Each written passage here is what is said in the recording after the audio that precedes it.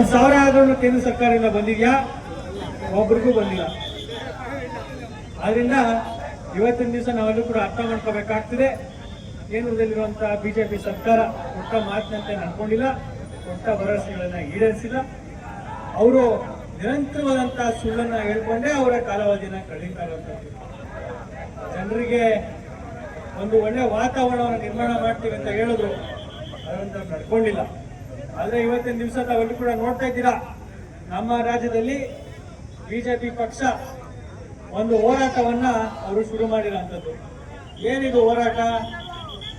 ನಮ್ಮ ರಾಜ್ಯ ಸರ್ಕಾರದ ವಿರುದ್ಧ ಬೆಲೆ ಏರಿಕೆಯ ಒಂದು ಪ್ರತಿಭಟನೆಯನ್ನು ಮಾಡಿ ಒಂದು ಜನಾಕ್ರೋಶ ಯಾತ್ರೆಯನ್ನು ಅವರು ಮಾಡ್ತಾರೆ. ಇದಕ್ಕೆ ತೀವ್ರವಾದಂತಹ ಖಂಡನೆಯನ್ನು ವ್ಯಕ್ತವನ್ನ ಪಡಿಸ್ತೇನೆ. ಅವರು ನಿಜವಾದ ಹೋರಾಟವನ್ನ ಮಾಡಬೇಕು ಅಂತಂದ್ರೆ ಯಾರ ವಿರುದ್ಧ ಮಾಡಬೇಕು? ಅವರ ಕೇಂದ್ರ ಸರ್ಕಾರ ವಿರುದ್ಧನೇ ಅವರು ಹೋರಾಟವನ್ನ ಇವತ್ತು ಮಾಡಬೇಕಾಗ್ತದೆ. GST ಹಣ ಏನಾಗ್ತಾ ಇದೆ? ನಮ್ಮ ಪಾಲು ಎಲ್ಲೋಗ್ತಾ ಇದೆ? ಅತಿ ಹೆಚ್ಚು ಟ್ಯಾಕ್ಸಸ್ ಅನ್ನ ನೀಡುವಂತಹ ಒಂದು ರಾಜ್ಯ ನಮ್ಮ ಕರ್ನಾಟಕ ರಾಜ್ಯ.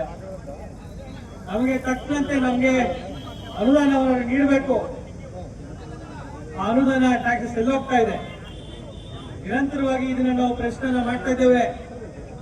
ಕಳೆದ ಪಾರ್ಲಿಮೆಂಟ್ ನಲ್ಲೂ ಕೂಡ ಪ್ರಶ್ನೆಯನ್ನ ಮಾಡಿದ್ದು, ಇದಕ್ಕೆ ಅವರ ಹತ್ರ ಉತ್ತರ ಇಲ್ಲ. ತೆರಿಗೆ ಹಣ ನಮ್ಮ ಪಾಲನ ನೀಡಲಿಕ್ಕೆ ನಾವು ಆಕ್ರೋಶವನ್ನು ವ್ಯಕ್ತವನ್ನ ಪಡಿಸಿದ್ರೆ ಅವರಿಗೆ ಇದಕ್ಕೆ ಉತ್ತರ ಇಲ್ಲ. ಇವತ್ತಿನ ದಿವಸ ಪೆಟ್ರೋಲ್ ಆಗಿರ್ಬೋದು, ಡೀಸೆಲ್ ಆಗಿರ್ಬೋದು, ಗ್ಯಾಸ್ ಬೆಲೆ ಆಗಿರ್ಬೋದು, ಎಲ್ಲವೂ ಕೂಡ ಗಗನಕ್ಕೇರ್ತಾ ಇದೆ. ನಾವೆಲ್ಲೂ ಕೂಡ ನೋಡ್ತಾ ಇದ್ದೇವೆ. ಆದ್ರೂ ಕೂಡ ಅವರು ರಾಜ್ಯ ಸರ್ಕಾರದ ವಿರುದ್ಧ ಇವತ್ತು ಪ್ರತಿಭಟನೆಯನ್ನ ಮಾಡ್ತಾರೆ.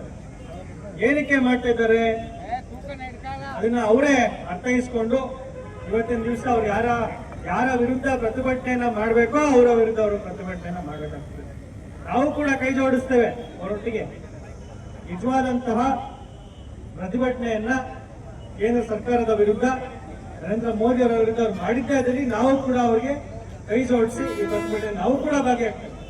ಆದ್ರಿಂದ ಬಂಧುಗಳೇ, ಇವತ್ತಿನ ದಿವಸ ನಮ್ಮ ನಂಜನಗೂಡಿನಲ್ಲಿ ಅವರ ಈ ಒಂದು ಪ್ರತಿಭಟನೆಯನ್ನ ಖಂಡಿಸಿ ನರೇಂದ್ರ ಮೋದಿ ಅವರ ಬಿಜೆಪಿ ಸರ್ಕಾರದ ವಿರುದ್ಧ, ಕೇಂದ್ರ ಸರ್ಕಾರದ ವಿರುದ್ಧ, ಅವರ ನೀತಿಯ ವಿರುದ್ಧ ಇವತ್ತು ಖಂಡಿಸಿ ನಾವು ಒಂದು ಪ್ರತಿಭಟನೆ ಆಯೋಜನೆ ಮಾಡಿದ್ದೇವೆ.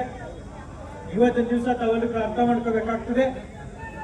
ಕೇಂದ್ರ ಸರ್ಕಾರ ಒಂದ್ ಕಡೆ ಆಯ್ತು ಅಂತಂದ್ರೆ ನಮ್ಮ ರಾಜ್ಯ ಸರ್ಕಾರ ಗೌರವಾನ್ವಿತ ಮುಖ್ಯಮಂತ್ರಿಗಳಾದ ಸಿದ್ದರಾಮಯ್ಯ ಸಾಹೇಬರು ಅವರ ನೇತೃತ್ವದಲ್ಲಿ ಈಗಾಗಲೇ ನಾವು 5 ಗ್ಯಾರಂಟಿಗಳನ್ನು ನೀಡಿ ಸಾಮಾನ್ಯ ಜನರಿಗೆ, ಕೂಲಿ ಕಾರ್ಮಿಕರಿಗೆ, ಮಹಿಳೆಯರಿಗೆ, ಆರ್ಥಿಕವಾಗಿ ಹಿಂದುಳಿದವರಿಗೆ, ರೈತರಿಗೆ ಎಲ್ಲರೂ ಕೂಡ ಅನುಕೂಲ ಆಗೋ ರೀತಿ ಇವತ್ತಿನ ದಿವಸ ಗೃಹಲಕ್ಷ್ಮಿ ಯೋಜನೆ ಸುಮಾರು 2,000 ರೂಪಾಯಿ ಪ್ರತಿ ಖಾತೆಗೆ ನೇರವಾಗಿ ಯಾರದೇ ಒಂದು ಇಂಟರ್ಫಿರೆನ್ಸ್ ಇಲ್ಲದೆ, ಯಾರೇ ಮೂರನೇ ವ್ಯಕ್ತಿ ಇಂಟರ್ಫಿರೆನ್ಸ್ ಇಲ್ಲದೆ ನೇರವಾಗಿ ಅಕೌಂಟ್ಗೆ ಜಮಾ ಆಗುವಂತಹ ಪದ್ಧತಿಯನ್ನ ಇವತ್ತು ಸಿದ್ದರಾಮಯ್ಯ ಸಾಹೇಬರು ನಿರ್ಮಾಣವನ್ನು ನಮ್ಮ ರಾಜ್ಯದಲ್ಲಿ ಮಾಡಿದ್ದಾರೆ.